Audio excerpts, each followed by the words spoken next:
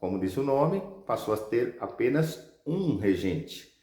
E nesse caso, como você já sabe que houve um avanço liberal, era o padre Feijó, do Partido Liberal. Uma série de razões, dentre elas as revoltas, que daqui a pouco nós vamos falar, que aconteceram nesse período, estado de saúde, uma série de situações, daqui a pouco, como eu já disse, vou explicar melhor, o padre Feijó renunciou, e aí assumiu, aí sim, o conservador, daí o termo regresso conservador.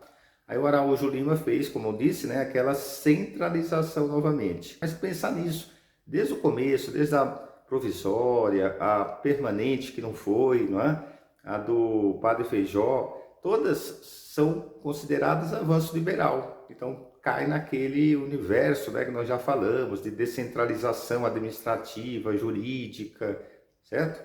E depois o regresso conservador com Araújo Lima, que foi praticamente, pessoal, 3 anos só, os 3 anos finais da regência. Aproveitando a oportunidade, a regência acabou porque houve o chamado golpe da maioridade, ou seja, eles anteciparam a posse do Dom Pedro II. Dom Pedro II assumiu com 15 anos incompletos. Pensa bem, gente, você deve ter amigos nessa faixa etária, às vezes um irmão. Se você estiver no primeiro ano do ensino médio, geralmente é a faixa etária, né, dos alunos lá do primeiro ano do ensino médio. Então fica, né, imagina, assumiu o poder. Então um dos problemas da monarquia, né?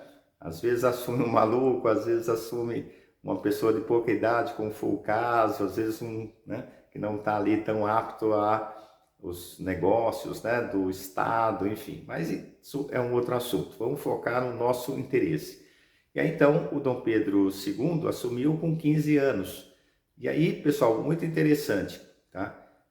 Que pega muitos alunos.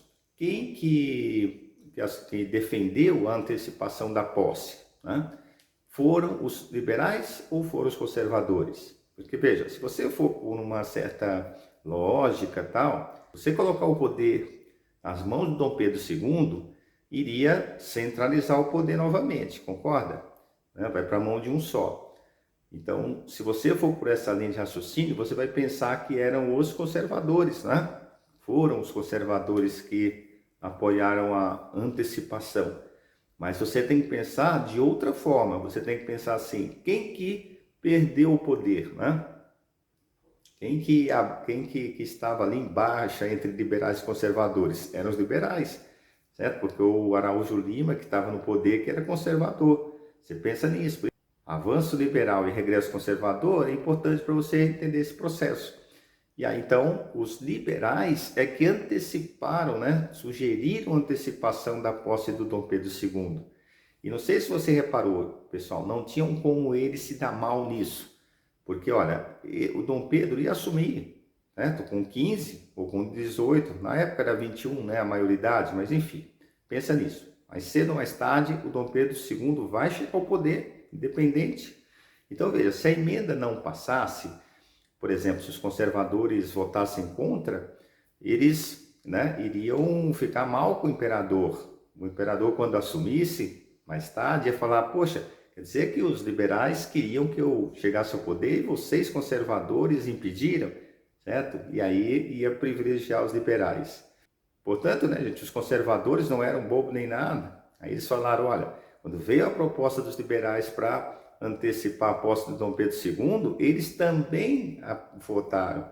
Porque é curioso, né, pessoal? Porque os liberais tinham minoria no Congresso. Como funciona hoje, né? Você tem que aprovar uma medida, você tem que ter maioria. Os liberais não tinham maioria, mas os conservadores, para não ficar mal, então, com o Dom Pedro II, apoiaram a medida.